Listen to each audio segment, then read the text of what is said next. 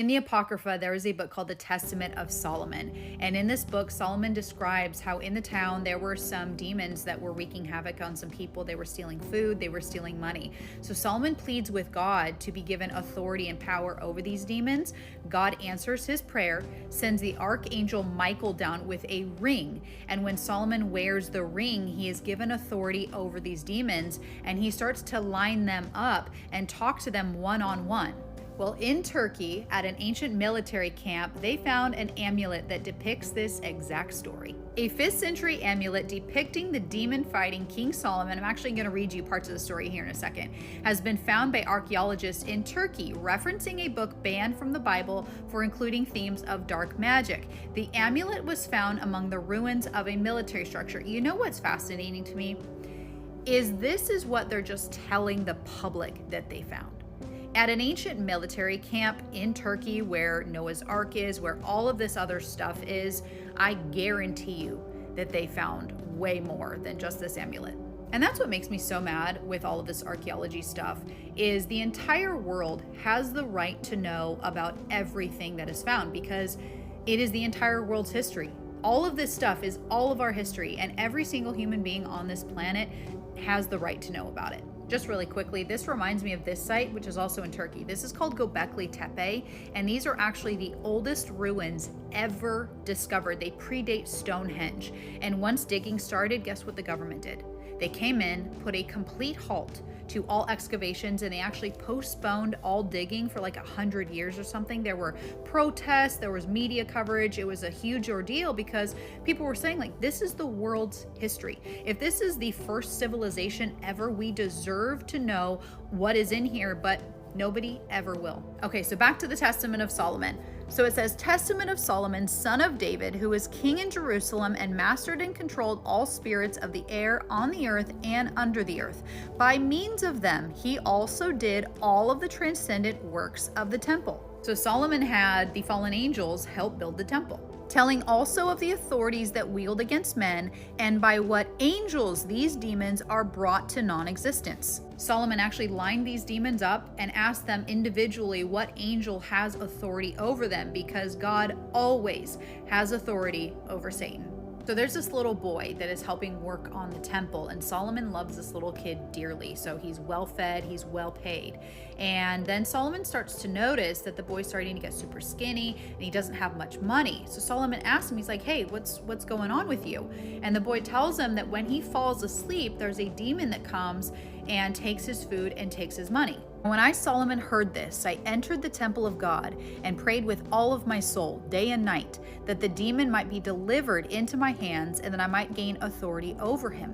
And it came about through my prayer that grace was given to me from the Lord of hosts by Michael, his archangel. He brought me a little ring having a seal consisting of an engraved stone and said to me, take, Solomon, king, son of David, the gift which the Lord God has sent you, the highest host. With it you must lock up all demons of the earth, male and female, and with their help you will build up Jerusalem. Solomon actually gives the boy the ring and tells the boy, when the demon's coming at you, throw the ring at his chest, and in the name of the Lord, tell the demon that I am summoning him. And of course, the demon was pissed because he knows that Solomon has the power of God. And this passage, if you guys want to pause and read, tells us that not only is astrology demonic, but that demons can take whatever form they want. So Solomon assigned this demon to stone cutting for the temple, and he's pleading with Solomon. He's like, please let me go. If you do, I'll bring you all of the demons. So Solomon prays for help. The archangel Uriel comes down, and they actually summon the leader of the demons who had kingship over the demons. And I summoned again to stand before me Beelzebul, the prince of demons. And I sat him down on a raised seat of honor and said to him, why are you alone, prince of demons? And he said to me, because I alone am left of the angels of heaven that fell. For I was first angel in the first heaven, being entitled Beelzebul. And now I control all those who are bound in Tartarus. But I too have a child, and he haunts the Red Sea. So Solomon actually meets Lilith. And what's crazy to me is I have scrolled past videos on this app of people who are openly talking about how they serve Lilith. So Lilith goes on to tell Solomon that her goal is to take out babies during childbirth. So if you've ever wondered why certain things happen on this earth, you know, people out there, they blame God. There are demons assigned to very specific tasks. There's another part in this story where there's a demon that tells Solomon that he's assigned to newlyweds to break them up. So, Satan hates us, and he's very cunning, he's very smart, and he has a lot of minions. He has a very vast army, and they are assigned to very specific tasks. Lilith is a horrendous spirit. She says, "For I have no work other than the destruction of children, and the making their ears to be deaf, and the working of evil to their eyes, and the binding their mouths with a bond, and the ruin of their minds, and painting of their bodies." Here's the awesome part though. "And I, Solomon, having heard this and having glorified the Lord, ordered her hair to be bound, and that she should be hung up from the front of the temple of God, and that all the children of Israel as they pass might see it, and glorify the Lord God of Israel, who has given me this authority." I will warn you, if you do read this story, it does have a sad ending. King Solomon took all of these wives, then he fell violently, quote, violently in love with one woman, and her people worship Moloch. So they said, if you want her, you got to sacrifice to Moloch. And he did. He actually surrendered to Moloch.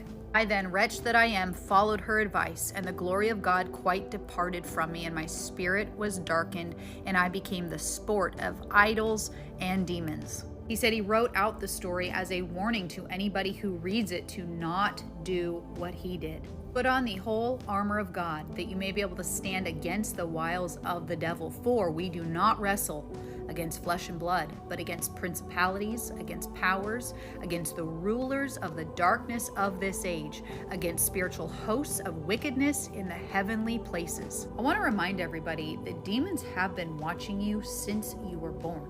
They know you. They know your insecurities, they know your weaknesses, they know your weak spots, and they know where to target you and what to tempt you with. This is a very real spiritual battle on a second-by-second basis. And if you are not constantly connected with the God that overcomes evil, the one who died for you, you will lose this battle.